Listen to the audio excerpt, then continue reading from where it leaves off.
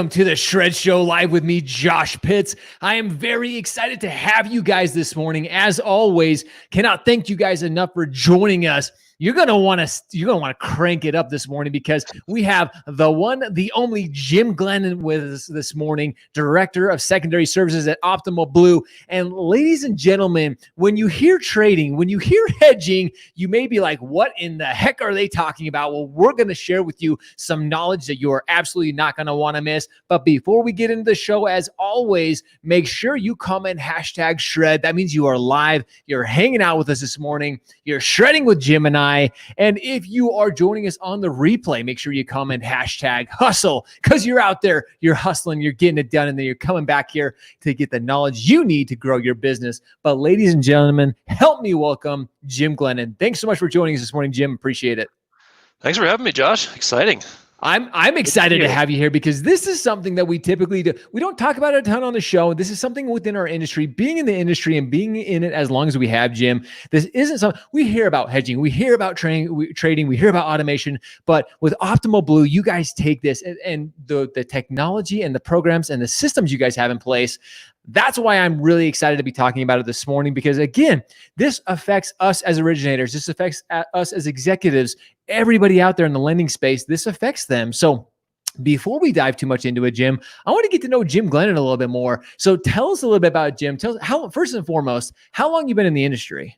I've been in the industry about 17 years. Started out, not your first go. This is not your first walk in the park. You've been here a couple of years. Been around a little bit. Yeah, not as nearly as much as some people, but I've been through, I guess, 2 crises now. So you feel like you've been doing it for 30. But yeah, I've been in the mortgage business longer than I care to admit sometimes. Nice. Well, being that you have been in it as long as you have, and like you said, going through these crises, do you, and let's start out with this. I was going to maybe even end with this. How different is 2007, 2008, 2009 than in today? Like we're going through something some people say it's similar. Some people say it's very different, but what's your thoughts and opinions on that? I'd say at this point, it's very different. I mean, when it started happening, it felt like it was reminiscent for sure. Sure. It was spooky, eerily similar where just the entire finance industry was taking a dive, right? You had commodities selling off, stocks selling off, bonds selling off all at the same time, which is unusual. It's kind of a mass exodus from the financial system. And that's generally what was going on in 2007, but also 2007 was caused by the mortgage industry. And it was more product liquidity related, Sure. Right? There were products that were disappearing. It was the products that caused these mass delinquencies to happen. Whereas this time it's something we've never seen, something totally different, which is this pandemic that threatened to and ended up, causing a lot of people to lose their jobs. Therefore, probably a lot of people defaulting on their mortgages or at least entering forbearance where they would defer their payments for a while. But the Fed did step in early and very heavy. And propped up the MBS market, which has really been, I think, really created some opportunity and made that crisis very short-lived, I hope, right? As of now, it looks very good. It looks like we're really in that kind of recovery mode, whereas the 2007 disaster took years to really dig out of and for companies to become profitable again, whereas right now with volume where it is and rates as low as they are, lenders who stayed in the game are wildly profitable at this point, have come completely out of that. Again, knocking on wood, have come completely out of that trench that was created during that massive problem we had in March, and are doing very well right now. And it's good to hear, again, somebody who's been in it as long as you have, especially in the secondary market side of things, hearing about the opportunity that you're talking about the prospects that are ahead of us. I think it's an exciting time to be within our industry. It's the exciting time for Optimal Blue as you guys have a lot of these tools and a lot of these systems in place to help, which we're going to get into here in just a sec. But I kind of derailed us. So I want to come back to you. You've been in the industry for 17 years. You have kids. You're working from home. How has that transition been going from, working in an office and now being able to have a home office and having the family close? How's that been for you? It worked out better than I had hoped, better than I thought. I mean, for our whole organization, we had actually just transitioned to using Teams, and we've got a really good IT infrastructure division within our business. So we were all able to transition to home within 48 hours of making the decision to do so. So it's been great for the business. I mean, personally, you can't beat the commute I had kind of a monster commute to downtown Denver. But a lot of our team members are they live downtown, so it wasn't quite as bad. And it's been great. No. At time, most of the time is great being home and being near the kids. It can get a little bit much with the whole family being home 24 hours a day, but it is really nice spending that time with them, because otherwise, these would be a lot of this. It's kind of a silver lining, I guess, to Yeah. what's going on right now, and having to be away from other family members and from friends and from coworkers. It's been cool to reconnect and connect really with the family. I 100% agree. And like you said, there's definitely a lot of pros and cons to having a home office, but it's so great being around the kids. As we were talking prior to getting on the call, just being around them, being able to hear them, even hearing them laugh. Like when you're on a call with the team, sometimes again, you want to be focused, but even when you just hear them and, enjoying time with each other or, a spouse, like it just makes you smile. So it's funny because I've even found times when I'm sitting in the home office and I'm on a call or something and I hear them laughing, it just makes me smile. So it's a very different dynamic than I think any of us have ever experienced. And with that, being that you guys live in Denver, do you guys have any hobbies? I mean, Denver, great outdoor city. Do you guys have any outdoor hobbies, or what do you guys do for fun as a family? Yeah, I mean, right now it's been a lot of spending time in the yard. We got a trampoline. We ended up getting an above ground pool. It's kind of like a carnival back there. Nice. That's awesome. Uh, See, I remember those days as a kid with the above ground pool, trampoline, getting in all kinds of trouble, trying to jump from the trampoline into the pool. that's probably next. Yeah. We don't want. Hopefully, we're not giving your kids too many ideas. We'll move right on from that, because I know we were all there as kids. So now let's again. As much as I love talking about you, a lot of who you are and what you do is with Optimal Blue. You've been with Optimal Blue, since 2012, and they really are doing some really incredible things, which I'm stoked to talk about as we move on. But let's talk about hedging for a second. And briefly, for our entire audience, everybody watching, again, whether you're an executive, whether you're an originator, whether you're in lending at all, help us understand hedging a little bit. What is hedging? And I know something that you guys do is a lot of automation with hedging, but before we get that far, what is hedging? Sure. I mean, hedging at its very core, I mean, just the definition of it, right, is you're looking to guarantee the price of something for a given period of time. So, airlines will do it with fuel, right?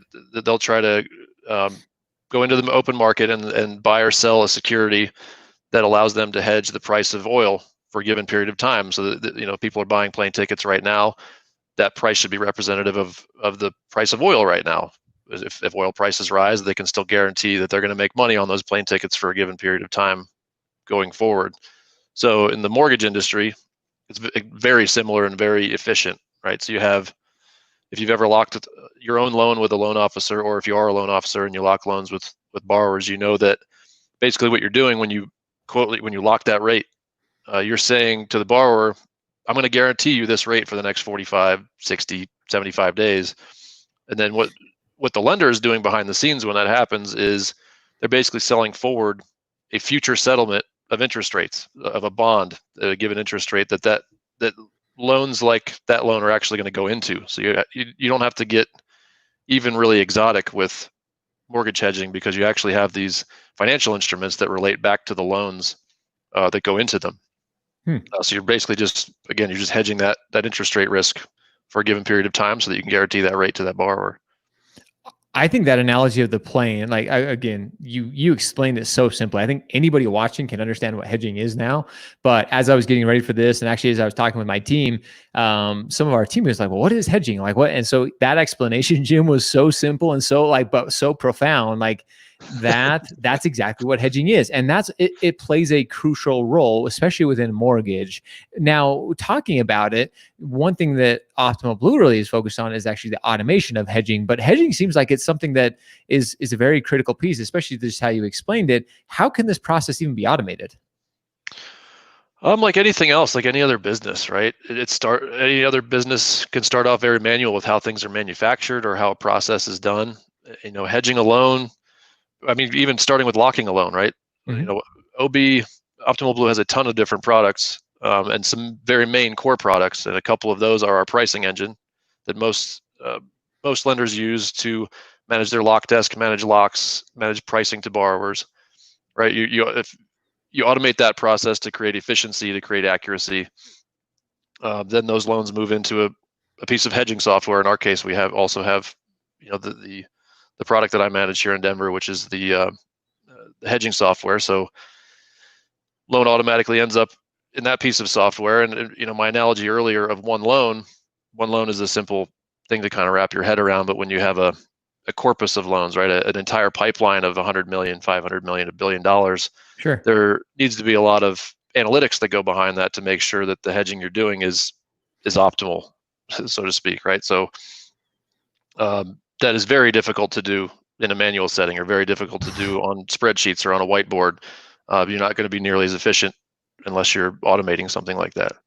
Well, especially when it comes to, like you mentioned, when you have these, one or two loans, maybe you can handle. But when you have pipelines of 100 million, 500 million, $1 billion in loans, like that's a lot. Like, and trying to be able to manage that manually, like that just seems crazy to me. And everybody knows my short space in the secondary market, and when I was working in that for a very, very short time, probably the shortest of all the things I've done in the mortgage industry, there's a lot that goes into secondary. There's a lot of things that go into it, because you have the hedging, and then once the loan's closed, you actually have the trading. You actually, once everything's funded, then the trading. So talk about trading as well, because all these pieces all kind of come to play here in a second. We'll get to that. But once you got the hedging, once you have the automation for the hedging, and then you have the trading capability of it. So talk about that a little bit. Sure. So similarly, we've created some automation there. We have a product called ResiTrader, which is fully integrated with our hedge software, and is and all of this, by the way, is supported by a team of amazingly talented people here in Denver. There's 28 of us, or 29 including myself, here in Denver that support it. And for most of our clients, we actually do the trading and the hedging and the loan delivery for them, for our customers. We have exactly 180 customers, and we do some of the trading and hedging for most of them. But others will use that software for trading. So when we say trading, sometimes we're talking about the actual hedging, right? The selling forward of that future settlement to guarantee that rate to the borrower, and then the borrower funds that loan, or the lender funds the loan to the borrower, right? They've bought the house, or they've refinanced their loan. So the borrower is done. They take the keys, they take their refinance, and they move on. Then that lender, most lenders don't lend their own money for very long, right? It's basically on a line of credit. In order to fund more loans, they need to get that money back. So lenders will sell loans in what we call the secondary market.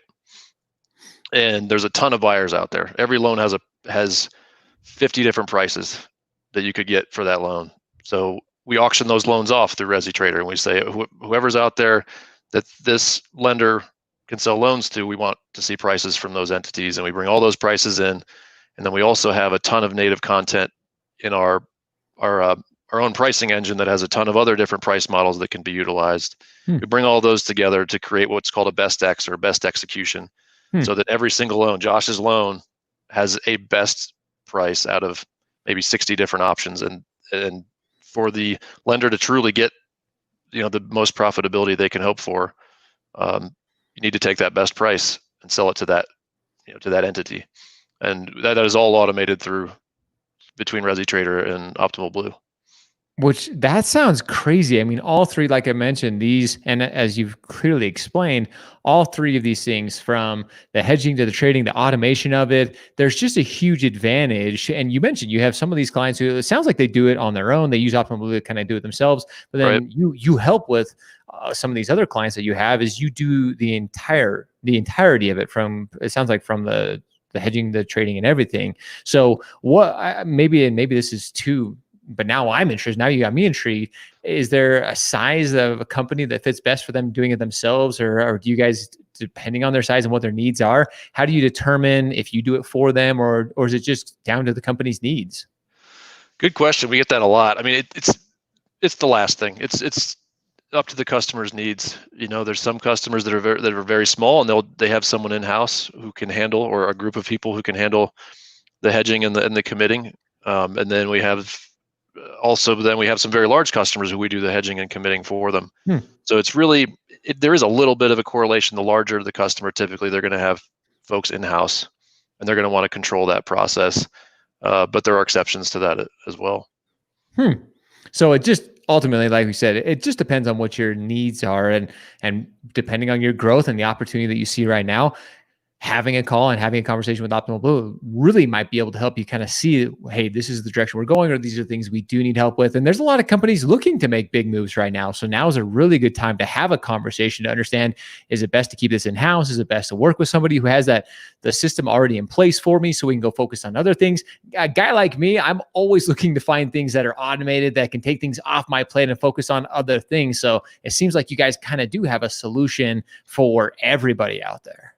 Yeah, and anything in between. There's a lot of times where we will do the hedge trading, and then the customer will do the loan best X.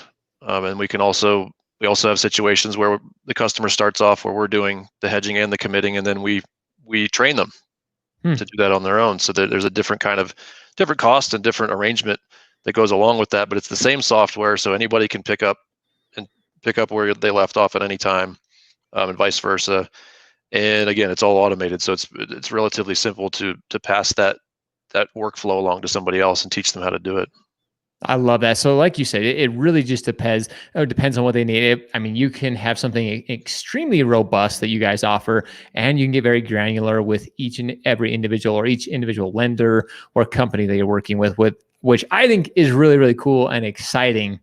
And I want to kind of shift gears just for a second, because as we talk about all these things, a lot of people who are watching are probably like, well, it's been a roller coaster of a year for us. There's been a lot of ups, a lot of downs. Coming from the secondary market, somebody who really understands what is going on, what is actually happening, and what are you seeing in our industry as a whole? Because I think there's opportunity. You mentioned there's opportunity, but what the heck is actually going on? Sure. So, to back up a little bit into what happened in March, right? That really is the beginnings of what is going on now, or what caused some of the turmoil that's still out there. We had the virus made it to the U.S. As I said earlier, we had all the markets selling off, the Fed jumping in.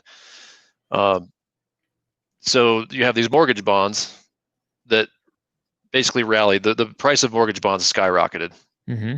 But what didn't happen, and would normally happen when the price of mortgage bonds skyrockets, is normally borrower rates would plummet very quickly, meaning the prices that lenders are being paid for these loans that they're selling would have tracked very well with the price of those bonds. Those prices of those loans would have gone up in a normal market, and they didn't. There was a major disconnect there that took a very long time to recover. But that took place over like a week's time. Like the market rallied 500 basis points, which is 5%, right?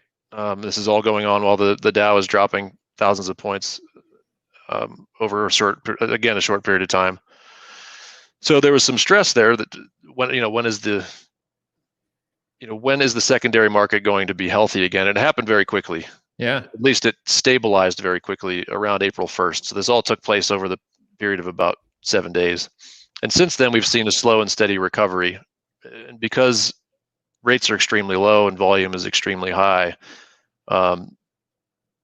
right now, things are, again, knock on wood, things are great for lenders and banks, because they're originating new loans, or they're locking new loans with borrowers in this kind of new world, right? This new normal of extreme volume, low rates, and still a lot of fears about what's going to happen when the coronavirus is over, and what this is going to mean for delinquencies, and just with the massive amount of unemployment.